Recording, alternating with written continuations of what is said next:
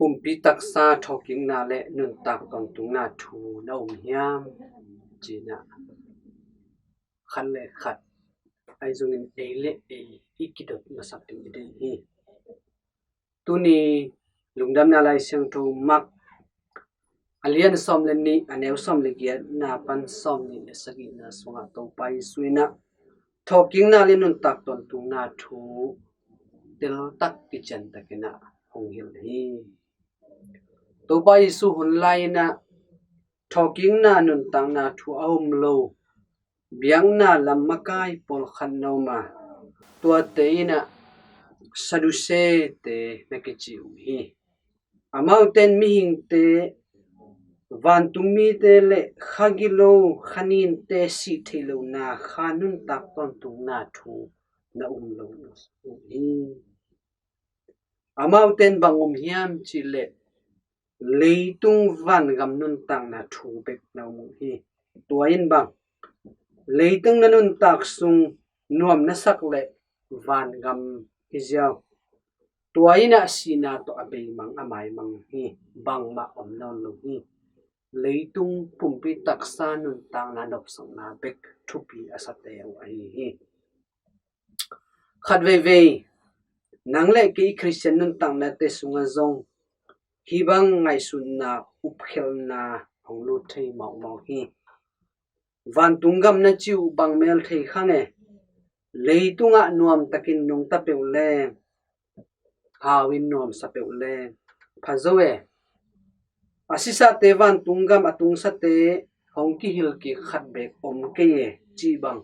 ngai sun na compound na khat ve izat hei zel hi ngai sut huai hi zong la huai hi kidop huai hi paikhen na lai siang to alian thum anew khat pan guk na sunga Moses tuchinga om na mun sainai mual sung panina pasian hopi na mo ina sol pang kuang atum lo pasian ni wanglen na akila na mo hi tua sunga pasian ina Moses kianga keipen na pa pasian Abraham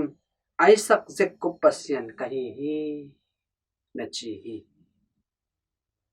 Abraham Isaac Jacob te pen pasian ni lom te na kichi hi pasian to lom tang na pasian sunga nun tang na ina si na ina tua kilom tang na bot tat thailo khen sat thailo hi ton tung nun tang na om na thu na thei sak hi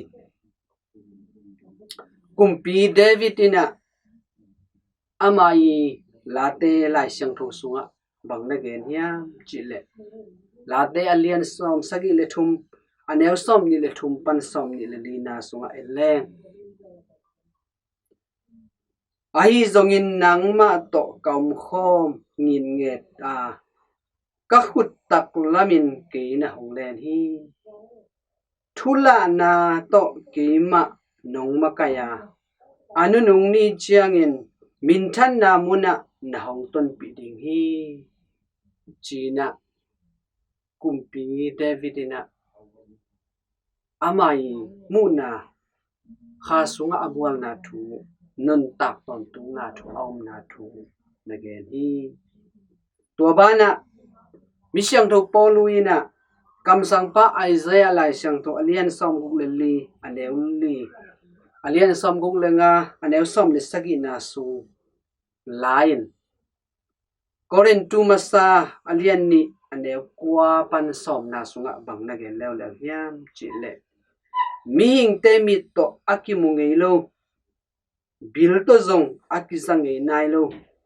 ngai sun na khwak le nun tang na lung tang te thei phal lo bat zo lo ama ayin ma mi te adinga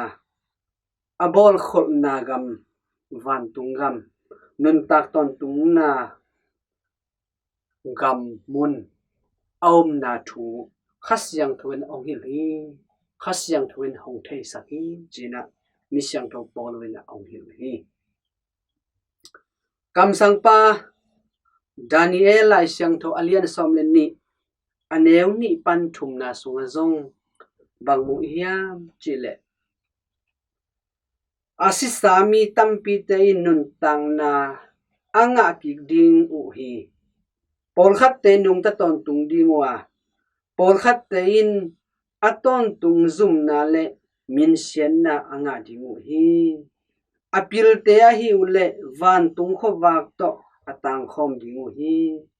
apha in gam tat ding mi tampi ahil te pen aksi bangin atang ton ting ding u hi china kam sang pa Daniel lai siang thu sunga imu thei hi toy manin tuni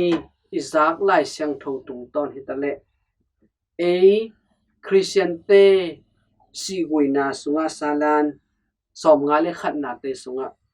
salan kidon na sunga bang lain sa hiam chile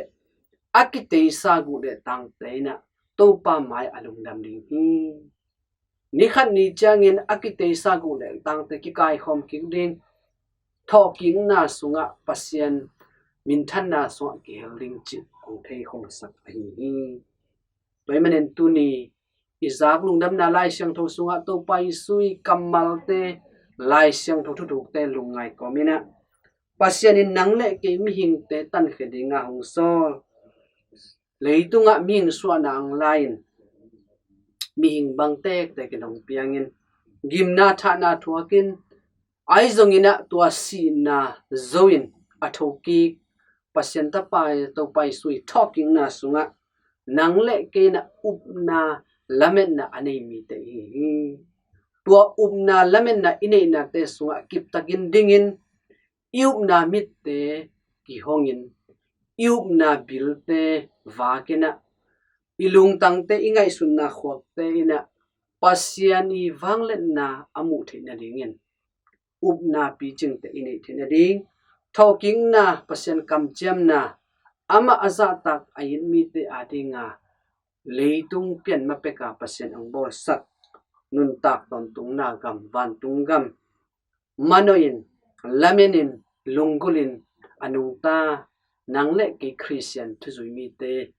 mi malkim khat che suan na ding khasyang thuin hong makai ta hen aza angai mi malkim khat che to pan thu pha hong pe ta hen nak pi takin alung dam hi